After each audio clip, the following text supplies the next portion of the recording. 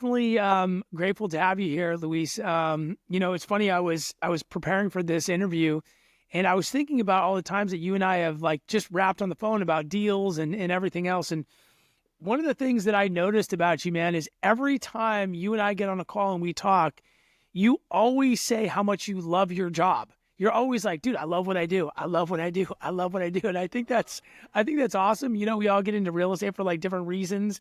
For sure, I'm into it. I'm in real estate for the freedom, being able to work from home, take my kids to school and all that fun stuff. But I would love to know why you just absolutely love what you're doing. How come you always say that to me? Like the easy answer is because I'm able to make money and I'm able to work from home and I'm able to have the freedom. That's why actually. In the beginning, I did not like as much, but then later on, I was like, hey, this is serious stuff. If I focus, if I put my head down, if I work, I grind, I can make a ton of money. So that's why I love it so much, because I'm on the phone all day long, especially these past few days, Johnny. It's like calling buyers, sellers, getting stuff done. So it's something that I enjoy actually. I enjoy talking to people. I enjoy getting the deals done, and I enjoy getting my bank account bigger. So you're money motivated, right? So it sounds like when you first got into this space, I mean, were you going through kind of that beginning phase where you're building up your pipeline, you're learning the ropes, you're getting FUs and all kinds of stuff? Yeah, I still get FUs a lot, to be honest with you, because I manage a lot of people and a lot of offers. But in the beginning, I guess I just didn't know what I was doing, first of all. And I was thinking, I had in my mind that I wanted to do something different for my life at the time, like 6 years ago. So it took me time to understand that the thing that I wanted was not realistic and too complicated. And the thing that I had on my hand was worth way more than what I thought. Because I also tried to be a realtor. So you were an agent, you were a real estate agent before you got into the investing side of things. They started together, but I wanted more to be a realtor for some reason that I kind of don't know. Maybe because of like you're related to more realtors than wholesalers or anything else, right? You see realtors everywhere. You see their advertising. You have your friend that used to do TV shows. So maybe because of that, because of the fame that comes from being a realtor. And a wholesaler, we're just in the back curtain. We're just doing stuff that the regular realtor don't do. So for a year, I was dabbling in between realtor and land wholesaler. And I should have been focused more on the land side of the business. And I was trying to be a realtor. And at the end, I was like, hey, what does make me money? What is making me money? And it was the land investor. What were you doing before you got in, like as an agent? When I got to the US, I did all kinds of jobs. I was working in a farmer's market, just unloading vegetables from the truck to put in the farmer's market at 5 a.m. I was also working in a dealer, just working with the cars, just taking the cars to wash, parking the cars, taking the cars, putting gas. And then later on, I got a job as a server, and I was a server for, at some point, I had two jobs as a server, bus boy, and yeah, just doing the regular jobs that average Americans do. And what changed? What made you say, you know what, I need to pivot? I was a guy, shout out to Dion in Venice. I used to live in Santa Monica. He told me about real estate and uh, many in how many millionaires came from real estate. So I started understanding more. I had no idea what it was at the time. And again, like you said, I thought a realtor was the solution to be a realtor, but I later found out that it's not. I had good training at Dealback. Um, I can't complain about them. They trained me very well. But I was not just getting enough paychecks from it. So had to keep my job for about a year and a half almost as a server in a restaurant, you know, till I finally decided. And then after a year, I was just like, I have to focus on land, forget about being a realtor. And then I started making more money. I was like, all right, time to quit the job and, and go full time in land investing. But I purchased all kinds of courses that you can think of. You were talking about that, a lot of people that you purchase a bunch of courses. I did the same thing. My first course was like a free seminar from Robert Kiyosaki, Rich Dad, Poor Dad, and Glendale. And you go there, it's free for 1 day. And then you purchase 3 more days, $1,000. And then you go to the next 3 days, it's another $20,000 to learn more about it. So that's what I did. I was like, they teach you how to get credit card 0 interest. So they were like, if you want to learn, you can do this to get money. And I did. So I was $20,000 in debt with a free credit card for about 18 months. Gladly, I got so much content. I started applying for it. I tried pretty much everything in like trying to buy mobile homes, trying for sell by owners, trying parks. And when I got to understand about the land, I'm like, whoa, this is what I have to do, because I didn't have any money. So you could lock in a property under contract, a piece of paper, and then you transfer that paper, the rights to that paper, to someone else, and then you just get the middleman cut.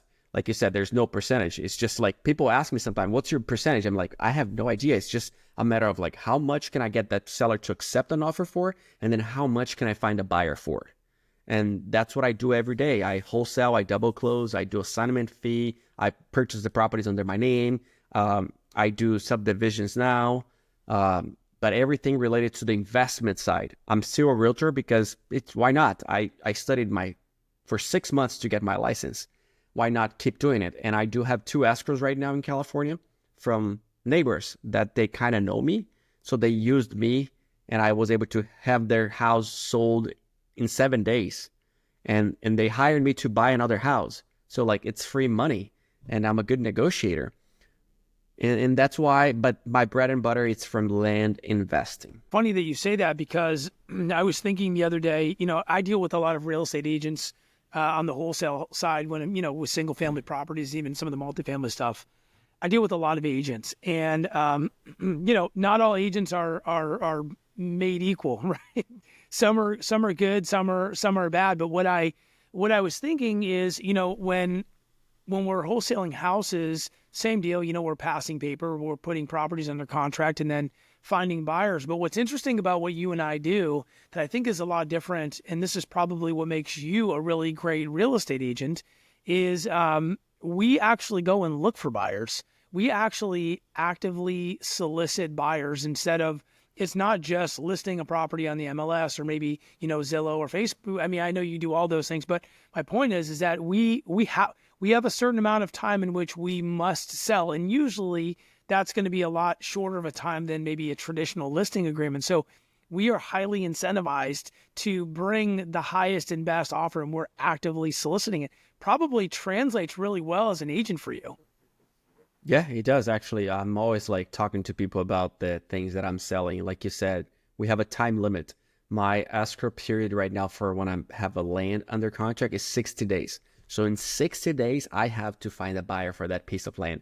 And I'll tell you what, that's enough time as long as you do a couple of strategies that I teach in my course. You hire photographers, you put for sale signs, you put everywhere online for sale, and you take calls and you like ask, why not? Can I, if the price was a little bit less, can you buy it? And you understand why are they calling you? Because if they took the time, the buyers, to call you, they are interested. They're looking for something to buy. It's just like, is your property the right one for them? And if not, why? Is it because the electricity is not too close? Because they don't know the water cost? Or is it because, what is it? And that's what I do all day. I'm finding why the buyers don't want to buy my property. And I'm finding the sellers, like I'm constantly sending offers every single day. We send a ton of offers, at least 1,000 a week. So I have about 9 people in my team, virtual assistants from the Philippines, and they're making calls, they're texting, they're writing contracts, they're putting properties for sale. I have one guy right now on my Facebook account. He is posting properties for sale right now. So he does that every other day. So he logs into my other laptop, so the IP doesn't change, and then he posts the properties for sale, and then just keep going. And then there's a couple other strategies to sell properties, and I can teach people. Like I built my course for that, right? And what I like about houses, what I like about land, I have never wholesaled house, multifamily, nothing. It's just land for myself. When people call me with houses, most of the time I just like unplug myself from the equation. But it's not a lot because we're focusing on land. I just don't like the things that you have to do with houses. Like, you have to call contractors. They have to go there. They have to tell you a rehab budget. You got to check roof, foundation, termite, all of those things.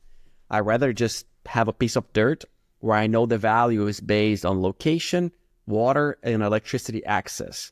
And that's about it. I have to hire anyone. Sometimes a surveyor, like there's a property in Texas that I'm double closing, and the buyer had to hire a surveyor, not even me. Or sometimes a soil test, but those are like one in 50. I read a book probably 6 months ago that it was like an introduction to land investing, and the whole premise or the whole idea was behind it was sending out just blind offers. So blind offers, they use some sort of software, that was recommended, and you just calculate some sort of percentage on what the software thinks the property's worth, and you actually send out like contracts that are ready to go. You like send the contracts, and then they sometimes, I guess, come back signed, and then you're in a deal. Is that do you do that type of strategy too? Yes, I do, actually. It's the motivation, right? People purchase land thinking that the price will go much higher, and people inherit vacant lots too. That's very common. And most of the things that you have to think about, there's no attachment to the piece of land. Most of the people that I talk to, there's no attachment because they have not raised their kid in there. It's just a piece of dirt and they move it away.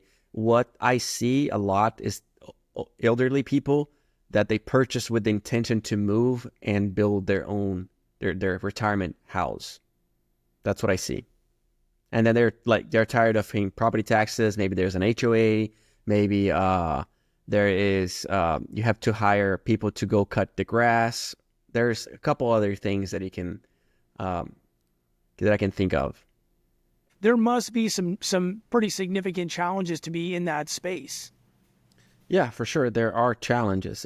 Going back to when you're talking about how the software works for you to send thousands of offers without you checking every single lot, I don't trust any software. I do the comparables myself, and I have seen all softwares out there. I have checked, and their price is not accurate. So in order for you to do something like a blind offer, Johnny, it takes way more time, it takes way more skill, but you have to dissect little pockets in little cities, because if there is like south of the freeway, there's one price, north another price. So you got to think about that when doing blind offers. But you can do it. You can average it out. You can do a comparable, but you're not going to do a comparable for the whole city or the whole area. No, you're going to do little comparables, and then you're going to put it all together and you're going to mail the offer. And back in 2019, 20, 21, and 22, dude, I was getting contracts signed left and right. So I was just doing a bunch of blind offers. We're talking about like 80,000 a year. We're talking big numbers. And I'll get like at least every year 60 deals from blind offers. Right now, it's way more complicated. I do a variety of every possible and imaginable way of reaching out to sellers. I do texting, I do cold call, I do ringless voicemail, I do email, and I do letters as well. So it's way harder. And the thing that you were asking me about, like, why people don't do it and what's the complication behind, right? It's just because it's a numbers game. I'm not talking to one person, 20, 30, 50. I'm talking to like a week. My team is talking to at least 500 people a week. They're talking with 500 people. They're texting 20,000 people a month. So it's like, it's a numbers game, and people just give up. They just think that first week they're going to get a contract, second week, first month, second month. No, it's not, doesn't work like that. Sometimes you do get lucky, but most of the times it's just you working every single day and you sending offers. frustrating. It's freaking frustrating sometimes, you know. But I know already the process. I trust the process, and I know that I must keep active. Active meaning downloading more properties, finding new areas, making more calls, offering more money, less money, doesn't matter what. I need to understand and I need to listen to the sellers as well. And there's areas in Arizona that I keep offering like $10,000 and the people want $15,000, you know. I mean, like we're close, but we're not that close because I can sell that property easily for 22. But, you know, if you get a contract for 15 and then you, let's say something happens and the property is not like the way you think of, and you can sell it only for 17, that's not enough money. So I keep following up with the sellers to see if they're going to be able to drop that price. You know, maybe they can do $12,000, 12,500. So there's more money for myself, right? And my system is all built. My employees, I train them a lot and they know what to do. Like if the person doesn't accept the offer, we ask what's the least amount of cash that they want to take. We write it down and then we call them in 3 months. If the price that they want to take, it's a little bit higher than what I offered, they let me know right away. And I check again the property. Can we make that happen? You know, and there are a lot of like comparables where I put, hey, we can offer 17,589 and 69 cents. I like to go to the cents. I do, actually. I think it's very important. And then in there, it's going to be like, we can go up another $2,000. So they call, they offer the 17 plus the cents, whatever it is. And then the person, I don't want it. And then like 2 or 3 days later, they call back with the increased offer. They don't tell the increased offer right away. No, I need to build that contact. I need to like, first interaction with one of my employees is just like, hey, how are you? And a couple other questions like about the land. And like, okay, I'll let my manager know. We'll get back to you with an offer. Even if there's an offer in the file. And then they get back in about 2 or 3 days with the offer. And we go from there. We just keep following up unless they're like, F you or freaking crazy. They're like mad about the price. And they're like, I don't want to deal with those people. So I rather delete them from my system. But at the same time, it's hard to delete people from your system. So you know the ones to delete because you're like, you notice right away. You can see if that person is going to sell it to you or not. You can kind of feel it.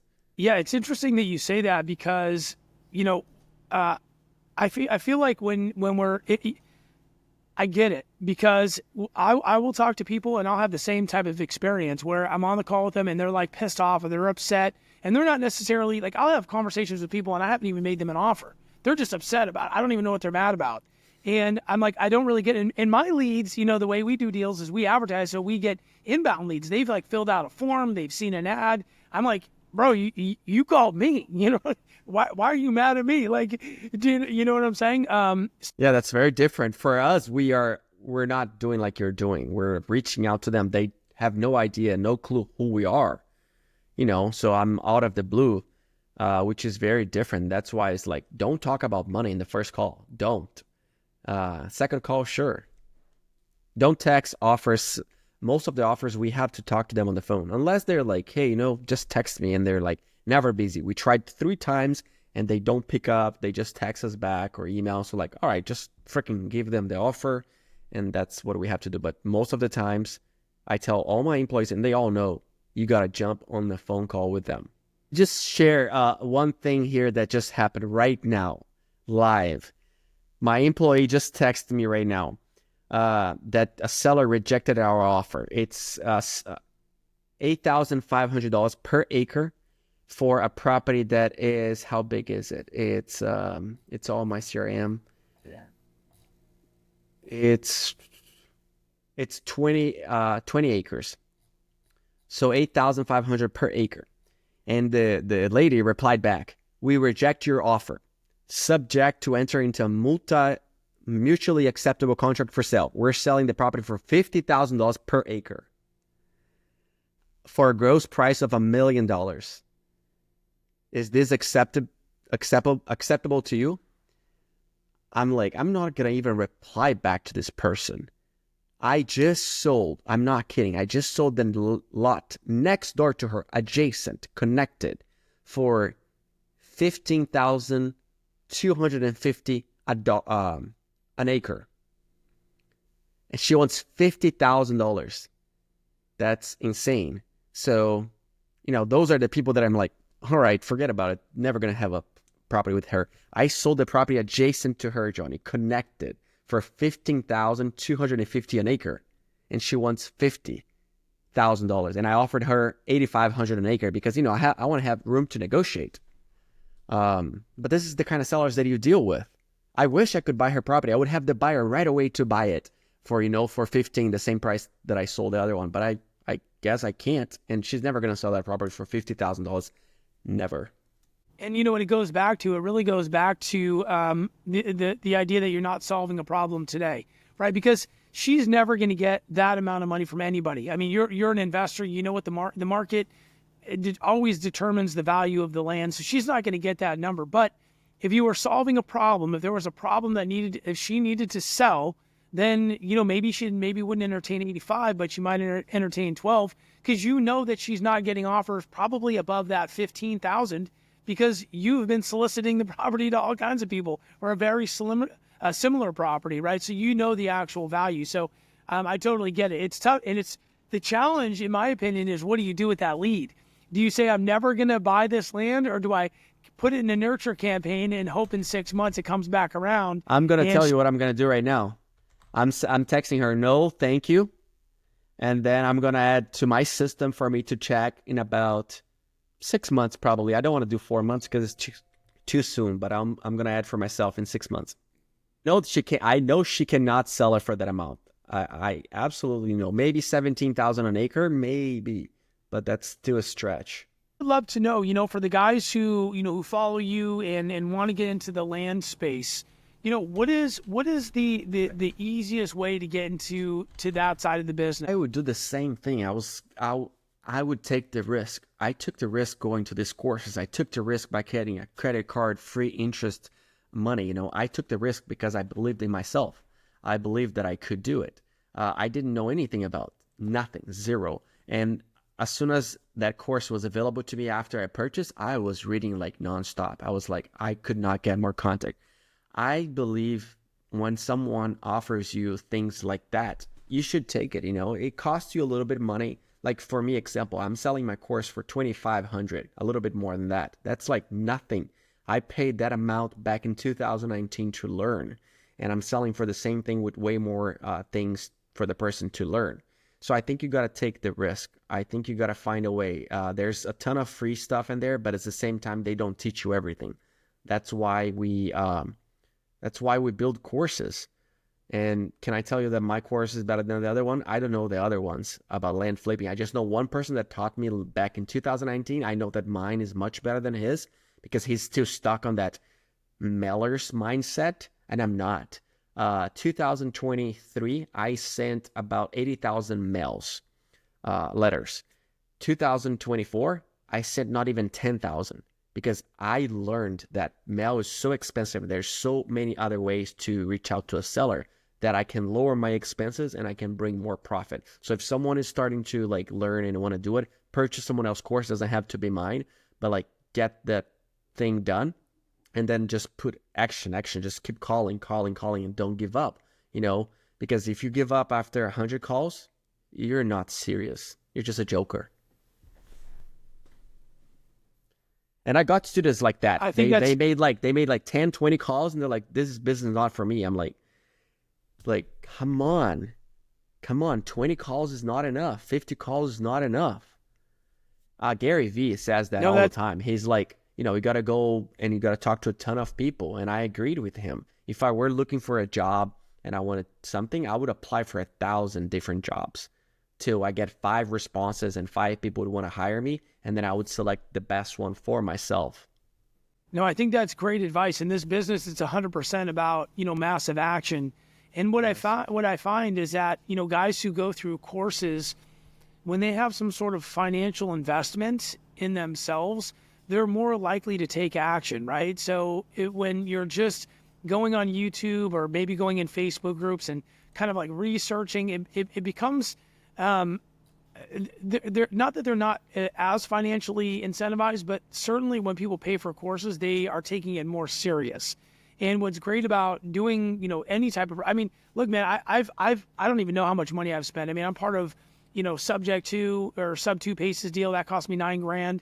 Part of the 7-figure cartel that cost me $10,000. I did a Panitas deal. I think that cost me like $1,500. I did and I've done a whole bunch of other like little ones. I don't even know how much money I've spent. All kinds of money on different programs. Some of them brought value. Some of them didn't. I have purchased a bunch of them, and recently I had Eddie Speed, the guy that talks about notes, how to buy notes, how to buy partial. I paid $37 for that course. It was the most expensive one. Would I do it again? I don't think so, ever. Like, it was too expensive for my taste, and I didn't think that was valuable, but I had to do it. It was a business expense for myself, and I just didn't know before I started. But now I am another mastermind that's like, I pay every month $250, plus I pay the interest fee, and it's for a guy in Texas, and that he teaches me, he helps me with subdivisions in all of us. That one was the most profitable course that I have ever taken, because of that, I have my 800 acres in West Texas subdivision, because I paid someone to teach me, again, because I didn't know what I was doing. I know how to flip land, buy low, sell high all day long across the U.S., anywhere you can think of. I didn't know how to do subdivisions. So I was like, my mindset at the time, December 2023, it was like, I want to do what this guy's doing. He's putting free stuff online, and I want to do subdivisions and make more money in land. I know I love making 10, 15, 20, 30, 40K checks, but it's the hustle. Like, I want to make more. I want to make millions of dollars. And this guy was doing it. So I was like, listen, I'm just going to buy his course. I don't care what is it. And I'm going to take action. And only after 6 months of being his mastermind, calls every single Friday. At the time, it was calls every single Friday. I would bring 2-3 deals for him to see with the whole group. Like, oh, this one doesn't have enough road frontage. This one is too small. This one doesn't have water, And finally, after 6 months of like every week, Johnny, I was nonstop. I was like, I told him when I started the course, I'm going to get a subdivision. I'm telling you right now. And I got it. 6 months after, I had a property under contract, 200 acres initially. And then I went to Texas, I saw the property. I'm like, dude, this is amazing. And the guy had another 800 acres left. So it was a total of 1,000 acres. I came back to him. I was like, I want it all.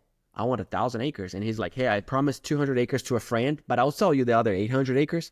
So I put it all together. I brought partners with the mindset, they had done similar subdivisions next to it. So I'm like, they knew everything. They knew road guys, they knew surveyor, they knew commissioners, they knew everything. So I was like, hey, I'm going to share the profit with you. Can you come with me? They came with me. The same thing. I'm paying them to be with me so I can cut corners, so I can go way faster, like 10,000 miles per hour. And then they brought in people with the money, because it was a $3.4 million purchase price. $3.1 million purchase price, and then $300,000 in improvements.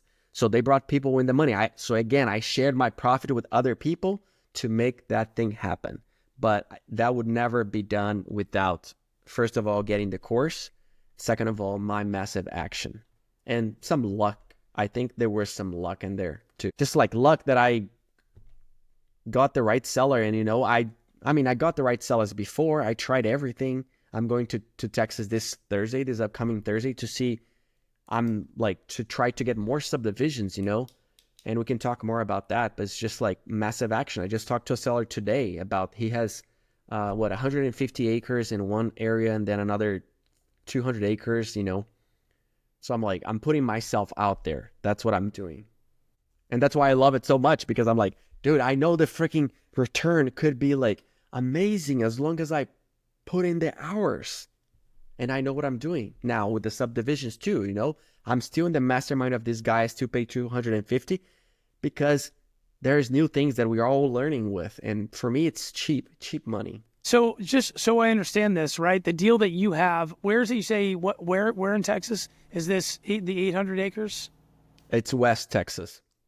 So how much money do you actually have? I mean, do you have? I mean, if you don't mind asking, how much money did it cost you to do it? Did you just use complete other people's money? Zero. You got no money into the deal, and the purchase was $3.4 million. 3.1. And another $300,000 with improvements, water study, a bunch of other things. Wow, that's awesome. Maybe we can just back up a little bit. So I'm not a subdivision guy, right? So explain to me exactly kind of like how just, at 30,000 feet, how does it work buying, 800 acres and subdivisions? What does all that mean? So if you go through the counties and every single state, it's different. Every single county is different, but you can subdivide vacant lots into smaller parcels. So essentially, there's rules in Texas like if you subdivide above 10 acres, let's say you have 100 acres, you subdivide 100 uh, above 10 acres, it's a one process, much simpler. And then if you go below 10 acres, up to 1 acre is another process, which is a little bit more complicated and depends on every single property. There's more regulations to follow. And then if you want to do even less than 1 acre, there's way more. So, it's just understanding. So in this case, I got 200 acres and then I got 800 acres. And we just saw like, what's the best use for this land? And for us was like to do 1+ acres because it was enough profit. We knew the roads, they need to be done. We knew about the utilities and everything else. So from you outside there, it's just like, again, having the right person to guide you, of course, and knowing the value after you do the subdivision. Like, how much are you buying it per acre for? How much is going to cost you to improve the lot per acre? And then how much can you sell that lot per acre after? In every single state, there is regulations that you have to follow. So you just have to learn from scratch, or you get people like I did, right? I also did a minor subdivision in Colorado. And that was, before I would just wholesale this deal, Johnny, I got 1 acre and it was like good road frontage, like amazing. And I was like, what can I do with this property now that I know a little bit more about subdivisions? I called the county. They told me, hey, you can split into 4 lots, and that's called a minor subdivision. It's going to be much easier. So I went through that route. They did tell me that it was going to take 4 months. It ended up taking almost a year. So, but now I have 4 vacant lots instead of 1, and I'm happy about it. I'm selling the lots right now. I'm hiring a guy to put a for sale sign there, like a graphic design and everything else. I don't use agents. I like to do it myself because I know what it takes and I know how to negotiate. And I just use flat brokerless fees, like brokerless MLS fees. So if someone wants to learn about subdivisions, it's more complicated than you can think of. But in that one, you absolutely have to hire help. And that's what I did because I saw this guy posting things online for free. And I mailed the counties where he was working at. On his YouTube videos, he was sharing the location where he was working, Johnny. So I'm like, let me do it right now. But then this happened. Sellers started calling me, and I'm like, I have no idea how to talk to you, first of all. And I have no idea how much to offer. How can I break this down into smaller lots? I have no clue. So I was like, he sells courses. So I'm like, I'm going to buy it. And that's it. Well, what you did was you paid for a shortcut, is what you did. We were talking about that earlier. Paid for a shortcut, man. And you could, and that's the thing, is you can figure it out. You can go on YouTube and you can search all the things and you can chat GPT it or whatever and you can get the answers. But it's nice to be able to click a button and get the answers right away, or pick up the phone and call somebody because you purchased their course or whatever. If someone purchases my course, after they purchase my course, they're going to get everything right available online on demand so they can watch anytime they want. At the same time, I give them 2 hours of my time, and it's a valuable hour, I'll tell you. After they learn a little bit more about what I do, to make sure they're investing in the right areas. Because it's not easy to pick a market, and you probably know more than anyone else. It's not easy. And sometimes you make mistakes going to the wrong areas, and then you waste a week, $1,000, whatever it is. And I give that opportunity to my students so they can come to me and bring the markets that they think it's worth doing the land flipping. And then I tell them, hey, this is a good one, this is not a good one. Usually what happens is out of 5 that they bring to me, 1 is good, 4 is bad. So I already saved them a bunch of time and money and energy by not mailing or talking to sellers that are never going to... We're just out of time, so I just want to honor your time. But, man, I'm so grateful that you decided to jump in here and allow me to do this interview, listen to kind of your story and all the fun stuff that you're doing. And it's been a blessing to do this with you. Thanks for stopping in, bro.